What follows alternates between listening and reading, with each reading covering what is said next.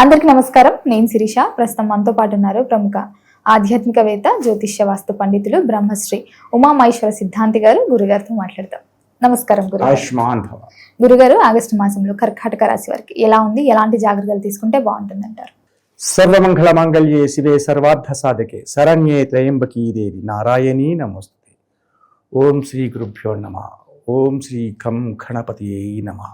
కర్కాటక రాశి. కర్కాటక శనిశాకర. కర్కాటక రాశికి అధిపతి ఎవరు? నిశాకరుడు, అంటే చంద్రుడు. చంద్రుడు బహుళ తృతీయ ఈ రోజునాడు, అంటే పూర్ణతత్వమే ఉన్నాడు, క్షీరతత్వం లేదు. కానీ చంద్రుడు ఉన్న స్థానం ఎక్కడున్నాడు? కర్కాటక రాశికి ఇంకో 2.5 రోజుల వరకు కూడా కుంభరాశిలోనే ఉంటాడు. అంటే కుంభరాశిలో ఎవరితో ఉన్నాడు? రాహుతో ఉన్నాడు. రాహు శత్రు. కుంభరాశికి అధిపతి ఎవరు? శని. శని శత్రు. అంటే కర్కాటక రాశి వారికి, కర్కాటక రాశిలో రవి గురులు ఉన్నారు, యోగహారకులు, మిత్రులు, యోగదాయకమైన పరిస్థితిలో ఉన్నారు. కానీ కర్కాటక రాశికి ఆధిపత్యాన్ని వహించిన చంద్రుడు మాత్రం కష్టకాలంలో ఉన్నాడు. అంటే ఉన్నతమైన స్థితిలో ఉన్న ఈ యొక్క కర్కాటక రాశి వారు ఆచితూచి అడుగులు వేస్తూ ఎంతో తెలివితేటలతోటి నమ్మతగిన వారు ఎవరు, నమ్మతగని వారు ఎవరు అనే ఆలోచన పడాలి.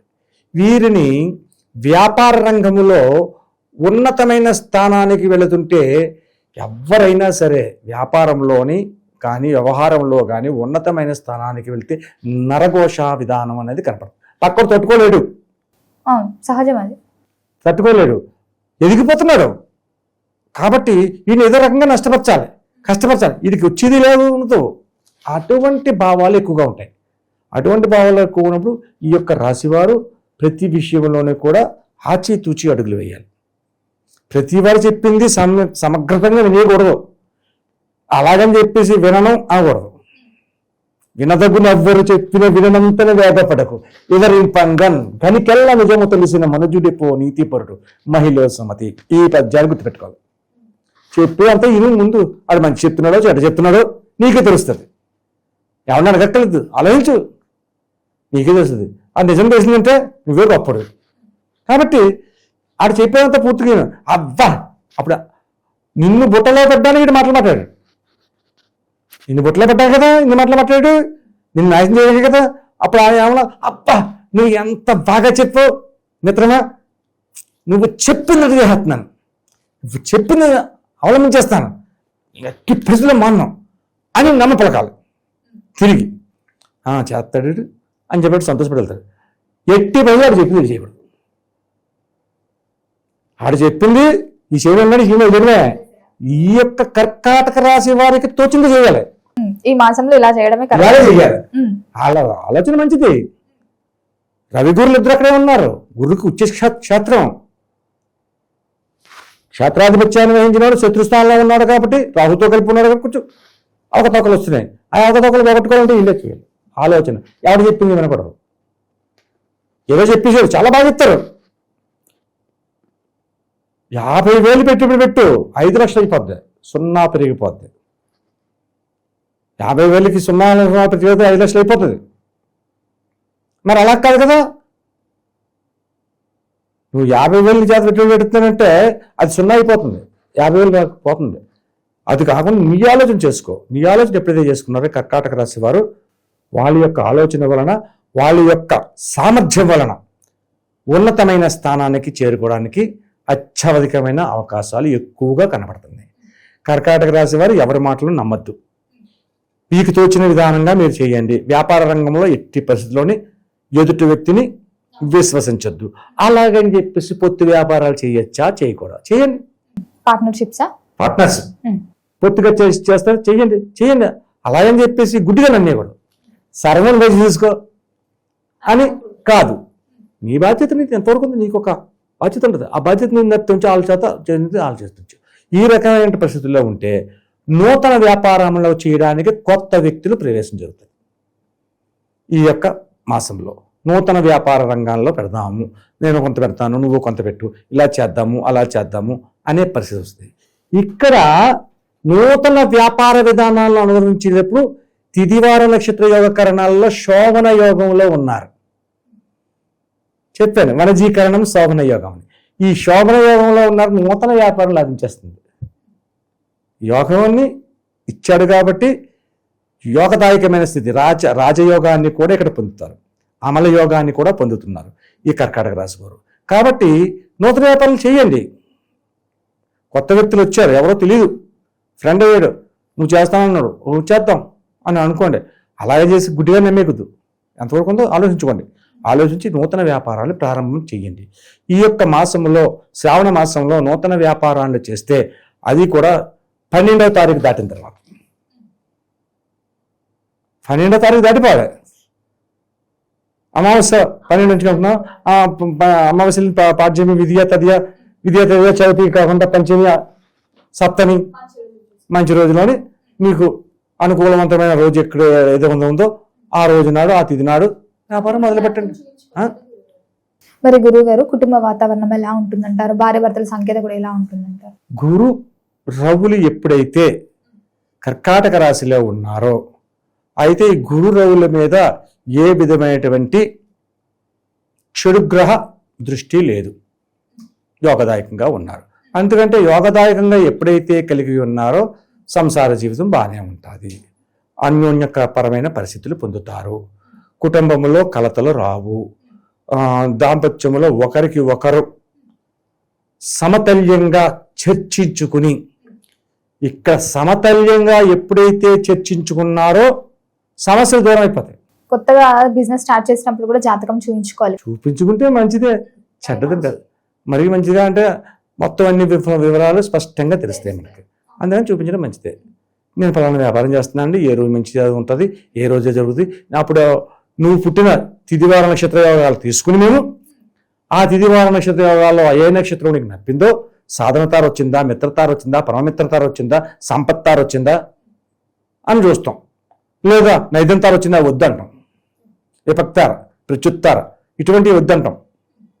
కాబట్టి మంచి తారాబలాన్ని చూస్తారు, అన్ని యోగాలుగా చూసి అమృత యోగములో ముహూర్తాన్ని నిర్ణయించేస్తారు. అలా చేసుకున్నందువల్ల ఆ వ్యాపారం అభివృద్ధి చెందుద్ది. ఇలా చేసుకోవాలి. అవును, సమతుల్యత లేకుండా, చర్చలు లేకుండా నువ్వెంటే అంతానా నేనంటే కాదంటావా అనే విభాగమైన పరిస్థితులు వస్తే అక్కడ సమస్య ఏర్పడుతుంది. అటువంటివి రాకుండానే ఉన్నాయి, జాగ్రత్తగానే ఉంది. ఆ జాగ్రత్తని ఇంకా పెంపొందించుకోవాలి కానీ ఉన్నదాన్ని దూరం చేసుకోకూడదు. దగ్గరికి వచ్చింది పట్టుకో, అంతే, దగ్గరికి వచ్చింది పట్టుకో, దొరకంది అలాగే దొరకదు, దొరికిన దాన్ని ఇంటికి వదులుకుంటాం. కాబట్టి దాన్ని పెంపొందించుకుని యోగదాయకంగా చేసుకుంటే ఉన్నతమైన స్థితిగతులు పొందుతారు. వ్యాపారాలు బాగున్నాయి, వ్యవహారాలు బాగున్నాయి, అన్ని రకాలుగా యోగదాయకమైన స్థితి ఈ యొక్క కర్కాటక రాశి వారికి ఉన్నతమైన స్థానాన్ని ఇస్తూ ఉంది. అయితే ఇక్కడ చిన్న విశ్లేషణ చేసుకోవాలి. కొంతమంది ఈ కర్కాటక రాశి వారికి అత్యధికమైన నష్టాలు, కష్టాలు, అపభ్రంశాలు కలిగాయి అని చెప్పారు, విన్నాను. ఏ రకంగా కలిగాయా అని నేను ఆలోచన చేశాను. అయితే ఇక్కడ వాళ్ళు విశ్లేషణ చేసింది ఏమింది, కేవలం ఒక్క రాహు విధానాన్ని బట్టే చెప్పుకుంటూ వస్తున్నారు కానీ ఇంకోటి రాదు, అది కాదు. దానివల్ల యోగదాయకమైన స్థితిని పొందగలుగుతారు. మరి గురుగారు ఈ మాసం అంతా ఏ దైవ నామస్మరణ చేస్తే బాగుంటుంది అంటారు? ఎలాంటి రెమెడీస్ చేసుకోవచ్చు అంటారు కర్కాటక రాశి వారు? కర్కాటక రాశి వారు ఈ యొక్క మాసంలో చేయవలసి లక్ష్మీమాతని, ఆంజనేయ స్వామిని. ఆంజనేయ స్వామిని, లక్ష్మిని ఎందుకు చేయాలండి? ఆంజనేయ స్వామికి లక్ష్మీదేవికి తేడా ఏంటి అని అంటే, లక్ష్మీపతి అయిన నారాయణుడు రామావతారంలో ఆంజనేయుడికి యోగదాయకుడు. కానీ ఆంజనేయుడు శివ సంభూతుడు, ఆయన శివ అంశని జన్మించినవాడు, రుద్రాంశ ఆంజనేయుడు. కానీ రుద్రతత్వానికి యోగదాయకమైన పరిస్థితి ఉంది కాబట్టి ఆంజనేయ స్వామిని కర్కాటక రాశి వారు చేయడం వల్ల చాలా యోగదాయకమైన స్థితి వస్తుంది. అయితే ఆంజనేయ స్వామి గుడికి వెళ్ళామండి, ఏం చెయ్యాలండి? మంగళవారం నాడు ఉదయాన్నే లేకండి, మంగళవారం నాడు ఉదయం 6 నుంచి 7 గంటల దాకా ఈ యొక్క హోరా ఫలితం ఉంటుంది. మంగళహోర. మంగళహోర. ఆ మంగళహోర సమయంలోని ఇక్కడికి ఆంజనేయ స్వామి టెంపుల్కి వెళ్ళండి. 108 తమలపాకులు పట్టుకెళ్ళిపోండి. త్రిచున్నం ఆంజనేయ స్వామి గంగ సింధూరం అంటారు, అది పట్టుకెళ్ళండి. అరటి పళ్ళు పట్టుకెళ్ళండి. కొబ్బరికాయ మీ ఇష్టం. అరటి పళ్ళు పట్టుకెళ్ళండి. అరటి పళ్ళు అంటే ఒక 4 సరిపోతాయా అని చెప్పేసి ఒక భక్తురాలు అడిగింది నన్ను. 4 కాదు, నీ యొక్క ఓపికని బట్టి పట్టుకెళ్ళి. 1 డజన్ పట్టుకెళ్ళి, లేకపోతే 2 డజన్లు పట్టుకెళ్ళి. 1 డజన్ పట్టుకెళ్ళి, లేదంటే జామ పళ్ళు పట్టుకెళ్ళండి. జామకాయ కాదు, ముగ్గిన పండు పట్టుకెళ్ళాలి. జామ పండు ఎందుకు పట్టుకెళ్ళాలి? ఆంజనేయ స్వామి వానరతత్వం కదా, కోతులకి అరటి పండు జామ పండు చాలా ఇష్టం, చాలా ఇష్టం. కాబట్టి అవి నైవేద్యం పెట్టి ఆ నైవేద్యాన్ని అక్కడ ఉన్న భక్తులకు ఇవ్వండి. ఎన్న కోతులతో వస్తే అవి మీరు ఇవ్వక్కర్లేదు, అయ్యే పట్టుకుపోతాయి. అంటే ఇలా ఎన్ని మంగళవారాలు చేయాలంటారు గురుగారు?